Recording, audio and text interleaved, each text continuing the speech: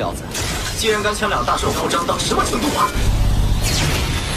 是剑与阵。好小子，就从后头。天！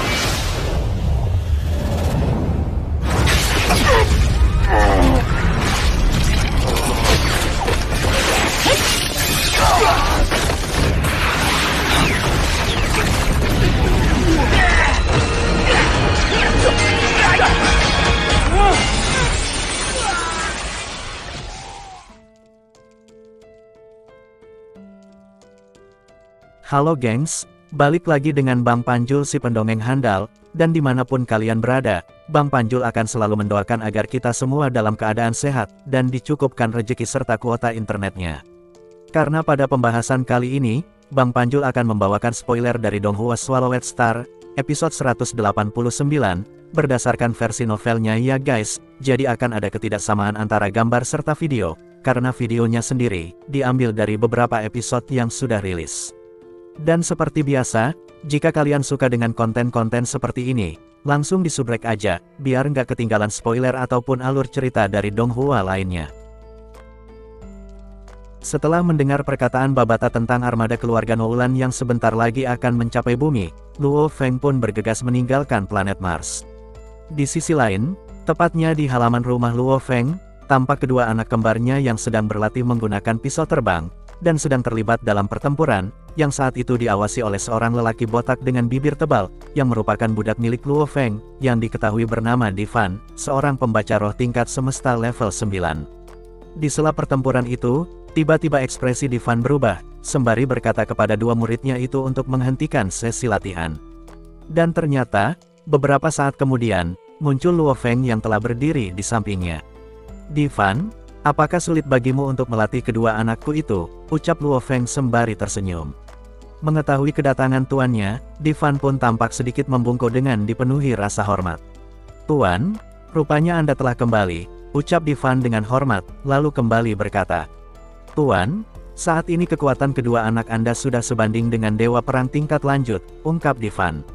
Mendengar ucapan itu, Luo Feng pun tertawa sembari melihat ke arah kedua anaknya, yang baru 2 tahun menjalani latihan sebagai pembaca roh menggunakan teknik warisan dari Golden Hornet Behemoth, yang dikombinasikan dengan beberapa teknik ciptaan Huyan Bo, membuat kekuatan dari kedua anaknya yang baru berusia 6 tahun itu, sudah setara dengan dewa perang tingkat lanjut. Di sela itu Luo Feng berkata, Divan, akhir-akhir ini bagaimana perkembangan dan kinerja dari kedua muridmu itu? Divan lantas berkata, Tuan, akhir-akhir ini kedua master cilik ini telah bekerja sangat keras, bahkan pondasi dan energi spiritual serta pengendalian senjata roh mereka juga semakin menakjubkan, ucap Divan. Mendengar pujian dari Divan, kedua anak Luo Feng pun berkata, Ayah, kamu sudah mendengarkannya sendiri dari paman Divan, bahwa kami telah bekerja sangat keras, ucap kedua pembaca roh cilik itu. Mendengar perkataan kedua anaknya, Luo Feng pun berkata, Ya baguslah, ucap Luo Feng, lalu kembali berkata, Oh ya, kalian berdua bermainlah dulu, karena saat ini ayah punya sesuatu yang ingin ayah diskusikan dengan paman Divan. Ya baiklah ayah, sahut kedua anak tersebut, lalu bergegas meninggalkan Luo Feng dan Divan. Setelah kedua anaknya itu pergi, Luo Feng pun berkata, Divan, bagaimana dengan latihanmu? Apakah kau sudah berhasil melatih teknik pemotong jiwa? Tanya Luo Feng. Mendengar ucapan itu Divan pun berkata, Tuan, akhir-akhir ini aku hanya membuat sedikit kemajuan dalam melatih teknik memotong jiwa. Hal itu dikarenakan butuh pemahaman yang tinggi untuk melatih teknik ini.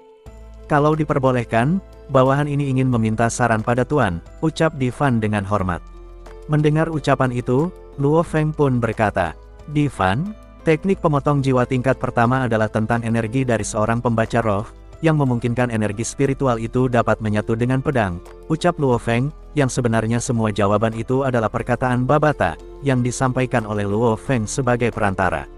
Sedikit penjelasan, secara garis besar teknik pemotong jiwa adalah teknik yang sangat kuat, namun dibutuhkan pemahaman yang tinggi untuk melatihnya. Sedangkan teknik ini sendiri, bukanlah teknik yang diciptakan oleh Huyan Bo, melainkan tidak sengaja ditemukan oleh guru besar Huyan Bo. Yang untuk melatih teknik ini sendiri tidak memerlukan persyaratan khusus. Di sela diskusi itu, tampak Luo Feng yang merenung sembari bergumam. Aku benar-benar beruntung bisa membeli budak seperti dirinya, ucap Luo Feng, sembari mengingat saat pertama kali ia membeli Divan, yang memang saat itu telah berada di tingkat semesta level 9. Di mana saat itu si pedagang budak tempat Luo Feng membeli Divan sempat mengingatkan pada Luo Feng, agar membeli budak tingkat semesta level 8 saja, yang meskipun turun satu level, namun itu masih sangatlah aman. Karena ketika budak itu benar-benar menerobos ke tingkat semesta level 9, maka Luo Feng bisa menjual kembali budak tersebut. Sedangkan jika membeli seorang budak tingkat semesta level 9, itu akan sangat beresiko. Karena saat dia menerobos ke tingkat domain, maka tidak ada yang bisa mengendalikannya, karena microchip yang tertanam di kepala para budak itu akan langsung dihancurkan, jika budak tersebut telah menerobos ke tingkat tuan domain. Ditambah lagi, telah banyak kejadian di alam semesta, di mana seorang budak level 9 yang telah menerobos ke tingkat tuan domain, rata-rata dari mereka dengan kejam telah membunuh tuannya, jadi akan lebih baik jika Anda memikirkannya kembali, ucap si penjual budak. Namun saat itu, Luo Feng tak mengindahkan peringatan tersebut dan tetap membeli Divan. Yang dimana setelah membeli Divan, Luo Feng pun segera menggunakan teknik jejak jiwa untuk mengendalikan budaknya itu. Dengan kata lain, saat ini Divan bukan lagi dikendalikan oleh microchip, melainkan dikendalikan oleh teknik jejak jiwa milik guru besar Huyanbo. Dan seperti kita ketahui, semasa hidupnya, guru besar Huyanbo memiliki 9 budak di tingkat abadi, yang sangat setia kepadanya, dan hal itu dikarenakan teknik jejak jiwa yang digunakan pada 9 budak kuat tersebut. Dan karena alasan inilah, Luo Feng berani untuk membeli Divan. Di sela itu Babata berkata, Luo Feng ingatlah, semasa hidupnya guru besar Huyanbo hanya bisa mengendalikan 9 budak abadi, yang benar-benar telah diseleksi dengan sangat hati-hati, dan kamu pun harus melakukan hal itu, jangan hanya asal membeli budak. Ingatlah, utamakan kualitas daripada kuantitas, ucap Babata. Mendengar ucapan itu, Luo Feng pun mengangguk. Hal itu dikarenakan, teknik jejak jiwa ini membuat Luo Feng mampu untuk mengendalikan budak miliknya, menggunakan jiwanya sendiri. Dengan kata lain kedua jiwa itu saling terhubung. Yang walaupun pada dasarnya Luo Feng sebagai majikan dapat mengendalikan Divan, yang merupakan budak pertama yang ia kendalikan menggunakan jejak jiwa. Namun sebaliknya, Divan juga bisa sedikit mempengaruhi jiwa Luo Feng.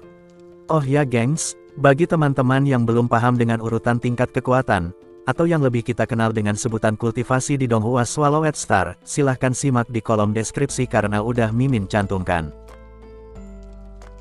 Singkat cerita hari pun terus berganti. Tepatnya tanggal 28 Oktober tahun 2065, tampak sebuah pesawat ruang angkasa kelas D3 yang melintas di tata surya hampir seperti bintang jatuh. Di dalam ruang kendali kapal, tampak Baikaluo dan Ketua Dewen yang tersenyum bahagia, sembari melihat ke arah simulator pemandangan, yang menampilkan keindahan bumi kita.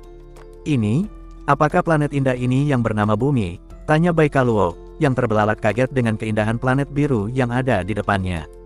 Ya, itu adalah Bumi, sahut Ketua Dewen, lalu kembali berkata. Baikaluo, kamu masih ingat bukan apa yang dikatakan leluhur?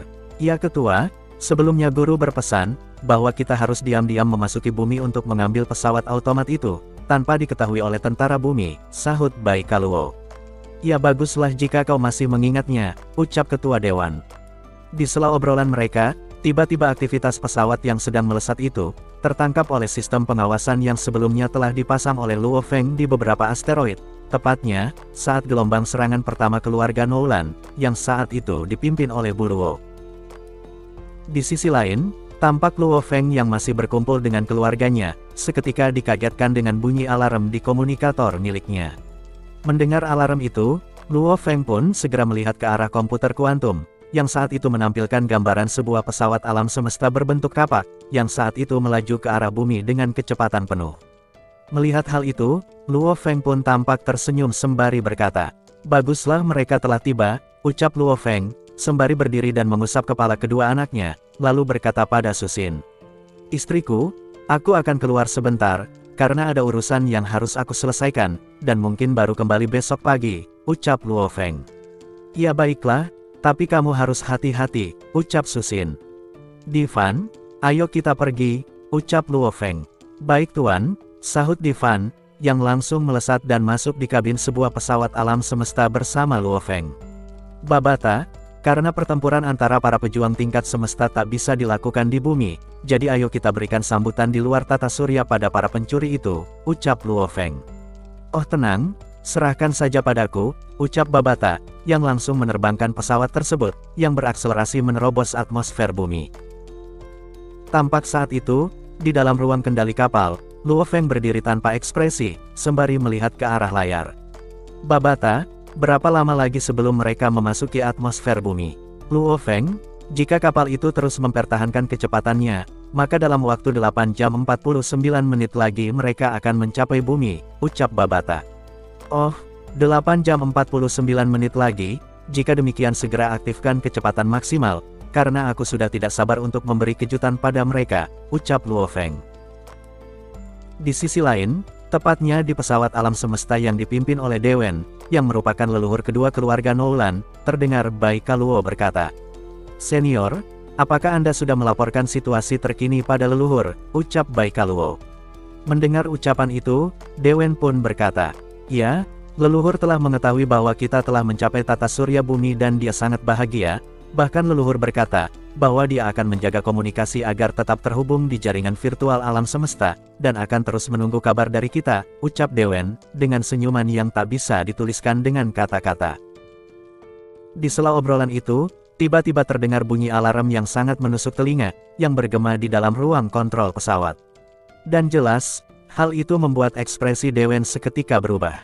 Peringatan, peringatan, sistem pengawasan telah mendeteksi sebuah kapal alam semesta terbang ke arah kita. Apa? Kapal alam semesta, ucap Dewen dan Bai Kaluo yang terbelalak kaget. Karena bagaimana mungkin, di planet Anta Beranta ini terdapat sebuah kapal alam semesta. Di sisi lain, di pesawat alam semesta yang dipimpin oleh Luo Feng, tampak Luo Feng yang masih melihat ke layar papan kendali sembari berkata, "Babata, aktifkan Railgun Cannon."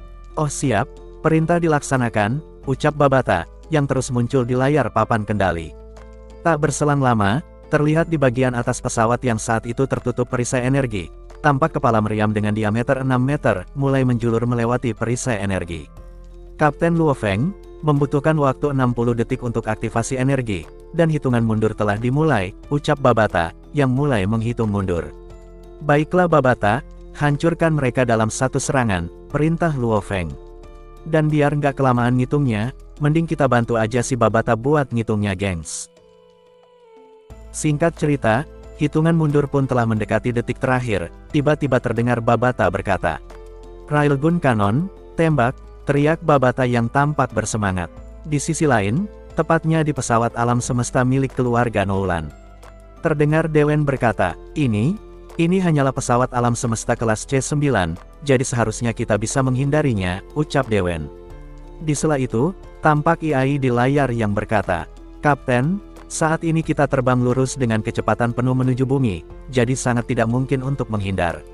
Karena untuk mengubah arah dan kecepatan akan membutuhkan sedikit waktu, dan dalam rentang waktu tersebut, maka musuh akan langsung mendekati kita," ucap si Iai kapal. "Sial, kapal ini pasti di bawah pimpinan Luo Feng," ucap Dewen. Di sela itu Bai Kaluo berkata, "Karena dia sudah tahu dengan kedatangan kita, maka tidak perlu lagi bersembunyi, dan kita lihat, apakah si pejuang kecil itu bisa menghentikan kita," ucap Bai Kaluo, yang seketika terbelalak kaget, saat melihat cahaya yang melesat ke arah kapal milik mereka. "Bahaya, bahaya, bahaya," teriak AI System, yang dalam sekejap mata, lesatan railgun yang ditembakkan oleh Babata, telah menghantam bagian tengah kapal, hingga membuat kapal milik keluarga Noulan hancur berkeping-keping. Di saat yang sama, tampak dua siluet manusia yang keluar dari puing-puing kapal yang telah hancur. "Ini, bagaimana mungkin kapal milik kita dapat dihancurkan oleh senjata yang dimiliki kapal kelas C9, ucap Dewen, dengan ekspresi yang sangat jelek. "Seharusnya ini adalah senjata jarak jauh yang kelasnya berada di atas kelas D3, ucap Bai Kaluo.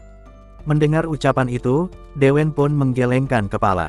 Bagaimana mungkin senjata kelas surgawi yang bahkan hampir tidak bisa dibeli oleh seorang tuan sektor, bisa berada di planet Anta Beranta ini? Ini sangat tidak mungkin, ditambah lagi dengan kapal kita yang telah hancur, yang jika memaksa terbang ke bumi, kita membutuhkan waktu paling cepat setengah tahun, ucap Dewan yang berteriak panik. Di sela itu Bai Kaluo berkata, "Leluhur kedua, jangan dulu memikirkan tentang kapal itu, karena lihatlah, musuh telah semakin dekat, ucap Bai Kaluo, yang melihat ke arah kapal milik Luo Feng, yang perlahan-lahan mulai melambat, dan berhenti beberapa ratus meter dari mereka. Yang dimana saat pintu kabin terbuka, tampak siluet manusia yang dengan cepat keluar dan melesat ke arah Dewen dan Bai Kaluo. Dan ya, itu adalah Di Fan, budak milik Luo Feng, yang berkepala botak dengan bibirnya yang sedikit tebal. Apa? Kecepatan seperti apa ini? Ucap Dewen, yang tiba-tiba, tampak pisau yang melesat layaknya busur, yang dalam sekejap mata telah menembus kepala Dewen, yang merupakan seorang pejuang tingkat semesta level 6, tanpa ada perlawanan sedikitpun. Dan jelas, kejadian ini membuat Bai Kaluo terbelalak kaget. Ini, bagaimana mungkin, leluhur kedua dapat dibunuh dengan semudah ini, gumam Bai Kaluo. Dan itulah guys, ending dari pembahasan spoiler Donghua Swallowed Star episode 189. Dan jika suka dengan alur cerita spoilernya, jangan lupa goyangkan jempol kalian. Akhir kata, Panjul di sini pamit.